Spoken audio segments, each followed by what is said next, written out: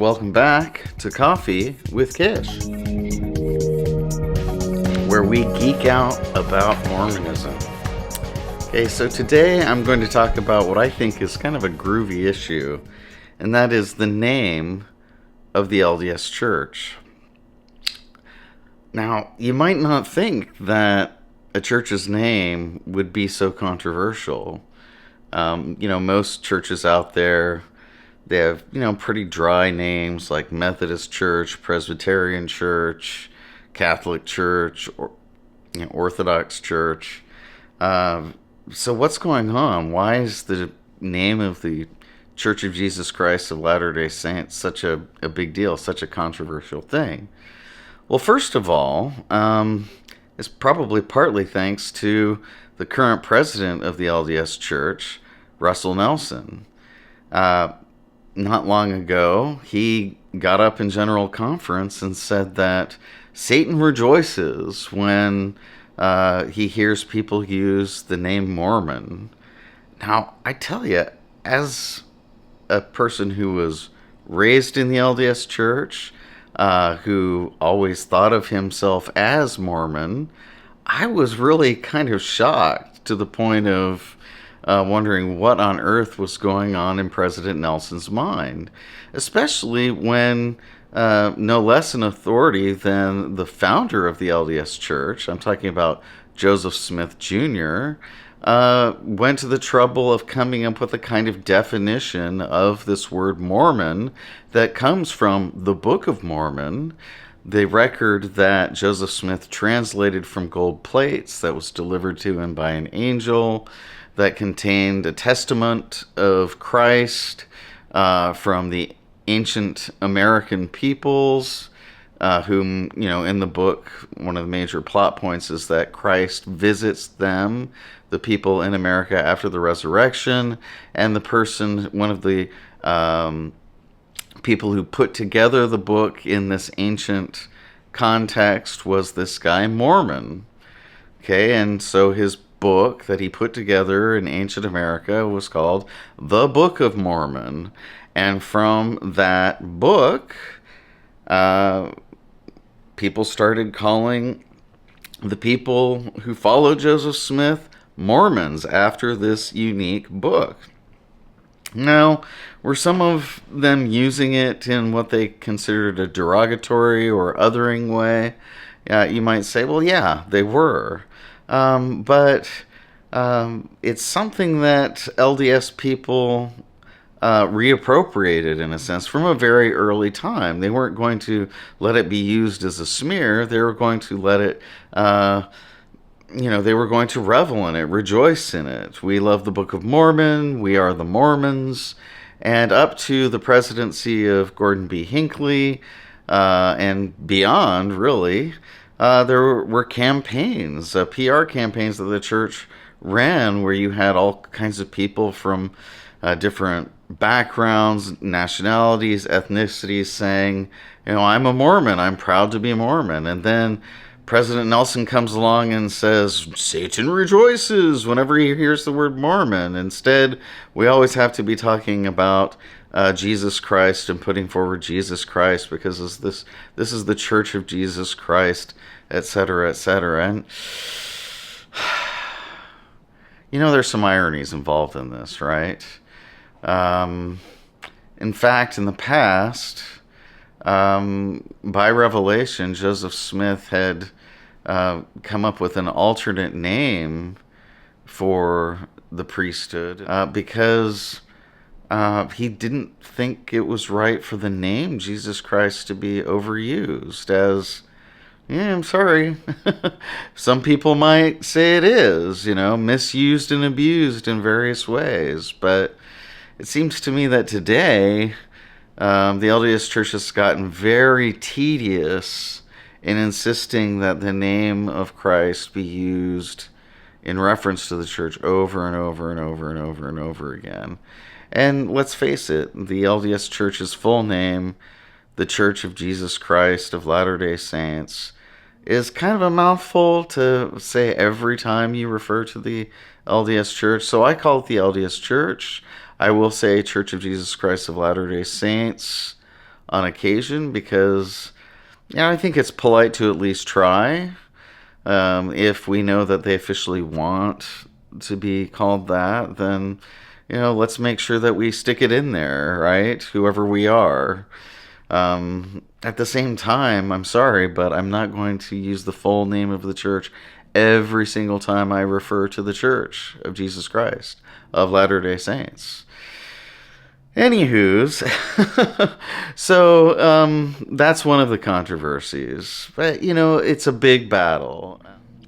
And one of the things that the post-Mormon, ex-Mormon, disillusioned Mormon community likes to do to sort of take back control of their relationship with the LDS Church is to use a name, but it's one that kind of baits members and especially knowledgeable apologists when they hear, and that is they will refer to the church as the corporation. The corporation. Now, why are they calling it the corporation? Because that kind of makes it seem less like a church, doesn't it? If you call it the corporation. And they're doing so because the legal name of the LDS Church is Corporation of the President of the Church of Jesus Christ of Latter-day Saints, doing business as the Church of Jesus Christ of Latter-day Saints, a registered trademark of Intellectual Reserve Incorporated. There's a strong strain in American culture of anti-corporatism. And so it's kind of diminishing the LDS Church as a spiritual organization to call it the Corporation of the President or the Corporation. Now, I think there's a point. I mean, in my mind, there's a point here to be made. And it's not necessarily just a negative one. There's a reality, a legal reality, an economic reality involved in running a church in the United States of America. But, most of the time, members of the LDS Church just aren't thinking about that. It's only as you really dig in when you're no longer focused necessarily so much on living the life of a faithful follower of the LDS gospel, member of the church, and you're really saying, hey, what is this on the other end? I'm getting out of this. What is this thing that I was involved in? And so in some ways, honestly, you're going to learn more facts than you may have known as a member. This isn't true of everybody. There are some people who are geeks. They really know all the ins and outs of things. But I would say, since the focus of being an LDS person is living the gospel, that doesn't really involve one's personal attendance to all of these rules of incorporation and taxation and financial reporting, et cetera, et cetera, et cetera, right? And I really, the problem that I have in this topic, in this particular area, is when you kind of have to make a big deal about it all the time, as though being LDS were completely summed up by the fact that there is a corporation of the president. When really you're trying to take out all of the spirituality of it, and treat it as though all it really means is a bunch of financial transactions, relationships, legal documents, etc., etc. So, using the word corporation, the corporation, in post-Mormon, ex-Mormon, critical, disillusioned Mormon circles becomes a way of demystifying the church and, as I said, focusing on the materialistic aspects of things. And I think Mormon theology, because it treats everything as sacred, things in this world, things in the next world, there's less of a division between the divine world and the mortal world in Mormon theology. The church's focus on legal and financial matters The fact that they have a giant investment portfolio, it really aggravates this aspect of it. And people wonder, well, why am I paying so much tithing if the church has billions and billions and billions of dollars? And, honestly, it's probably not so much that happy members of the LDS Church are doing that. It's, those who are not so happy, those who are on their way out, those who are already out. Why did I sacrifice financially to an organization that has so much money already? All right, so, and, I think those are issues that are worth discussing. I don't think there's anything wrong with that. But I think, on the other hand, it's, to be judicious and fair and respectful for the fact that to a lot of sincere people, this isn't just about the legality and the money and all of this stuff, but this is really a life of faith that they're living. It's a spiritual way of life for them. Are they going to want to hear you talking about the corporation all the time when you refer to the church? Well, obviously they're not going to, right? And I hate to pick on John DeLynn again, but I really he did another thing that irritated me, and this was in another amazing. I thought it was an awesome episode. So don't get me wrong. This was a really cool episode. 6 days ago, he dropped a podcast on a father and daughter, a duo who defended the church, then left it. And it's really neat, really worth listening to. Ryan Fisher talks a lot about his difficult missionary experience in Poland. Boy, it sounds brutal. At one point, he was kidnapped. He talked a lot about his patriarchal blessing, and that, was something I really focused on a lot because I had criticized John for his the light way in which he treated patriarchal blessings, and he responded to me, and I was really, I respected him for reaching out to me and, dealing with me on that, just addressing my concerns with that. I thought so. Props to him. Ryan Fisher was evidently kind of tormented by his patriarchal blessing because it built him up to be so amazing and yet placed such high demands on him to live a practically perfect life that his scrupulosity regarding his patriarchal blessing really harmed him, I would say. That's a serious thing. I'm not going to criticize Ryan Fisher for reacting that way to his patriarchal blessing. Certainly, that sounds awful. But, what do you do? I don't know. Different people will have different patriarchal blessings. They're going to respond to their patriarchal blessings in different ways. But in the midst of this, they got on the topic of the temple and the covenants that people make in the temple.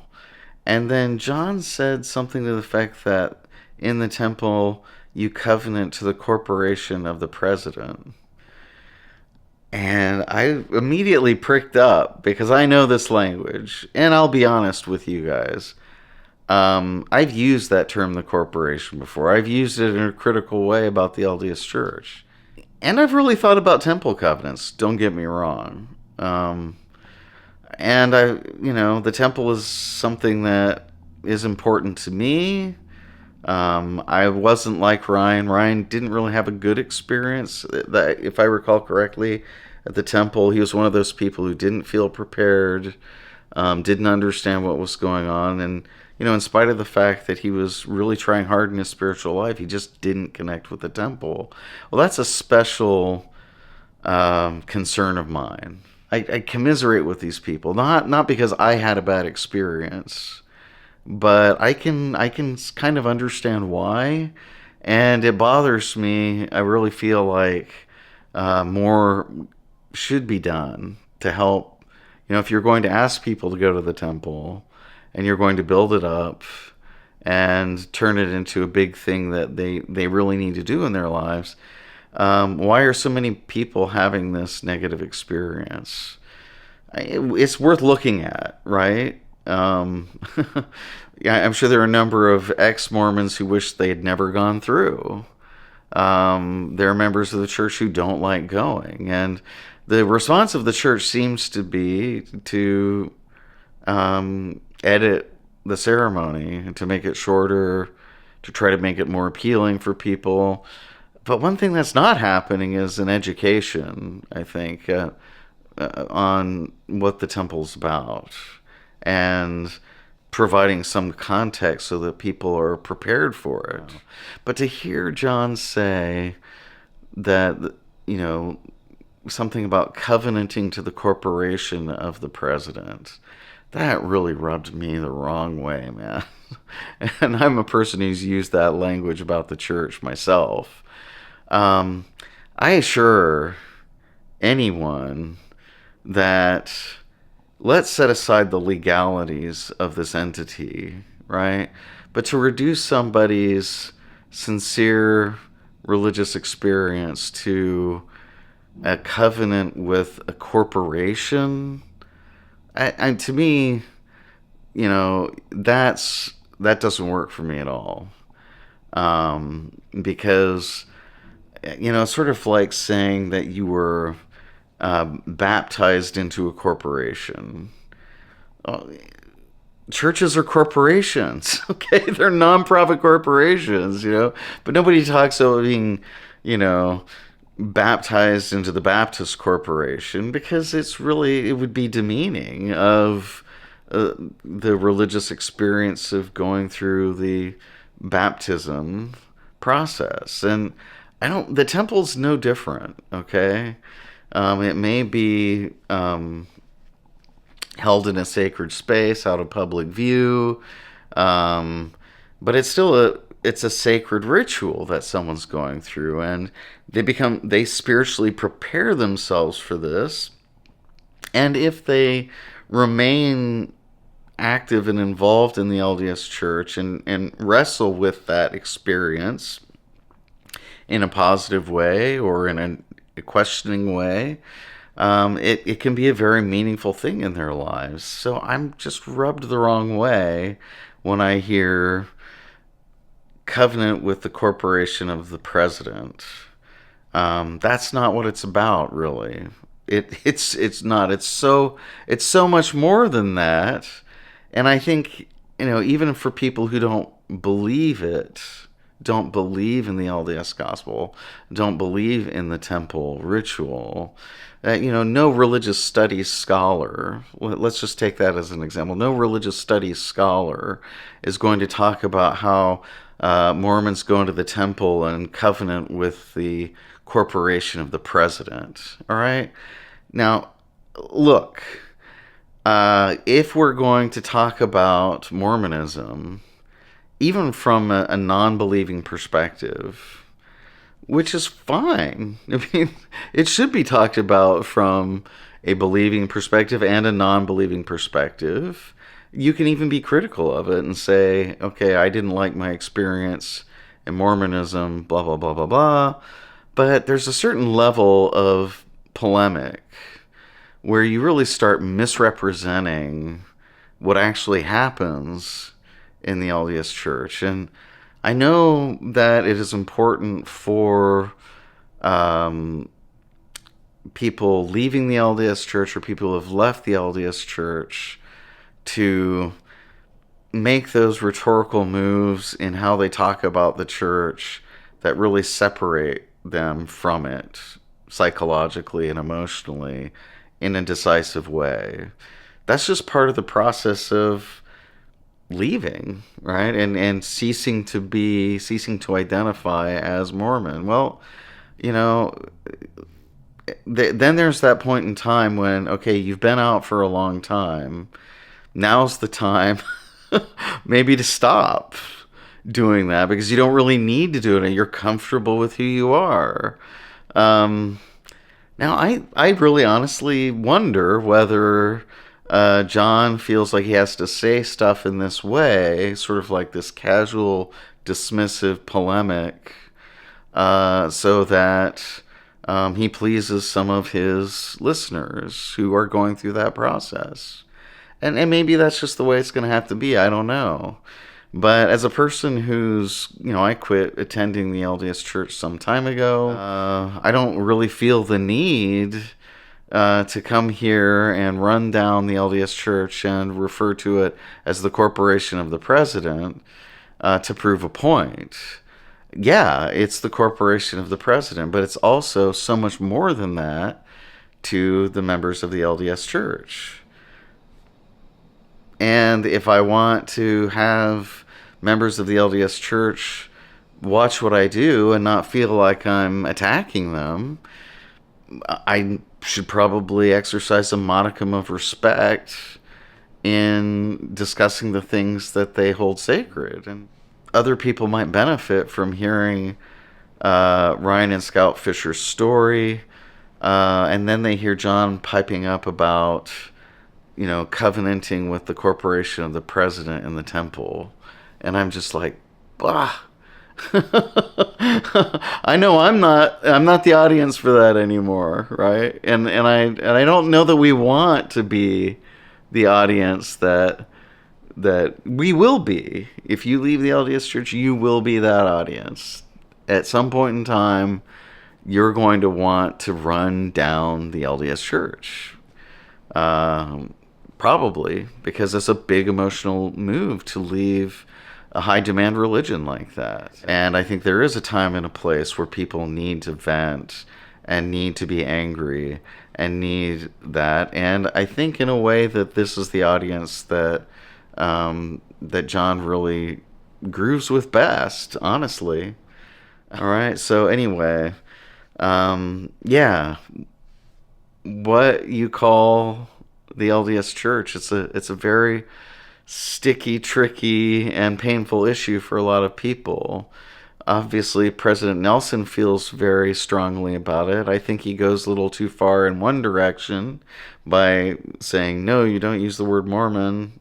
Satan loves it when you use the word. I'm sorry, I don't agree. I don't think Satan gives a crap if you use the word Mormon. Who cares? It's Joseph Smith said it meant more good. And do you think Satan doesn't like the word more good? Is he rejoicing if you use the word more good? Joseph Smith came up with that meaning, President Nelson, okay? I don't see Satan rejoicing there. Okay, but on the other hand, corporation of the president? Yeah, please, okay, yeah. All right, you're angry, you're out of here, you don't want to be involved in it anymore. Get it out of your system. Be happy, go live a good life, be done with it, and yeah, call it the corporation. But if you could just avoid that little thing that he does, it's like can't not do it, it seems. He has to stick that needle in his faithful LDS listener or viewer, and I wish he wouldn't do it. Anyway, that's enough of Coffee with Kish. Please like and subscribe. Please disagree with me. Please tell me I'm up in the night. Please say, attaboy, you did well. I want to hear from you. I hope you watched, and I hope you have thoughts that you will share with me in the comments below. Take care. Right, wonderful stuff.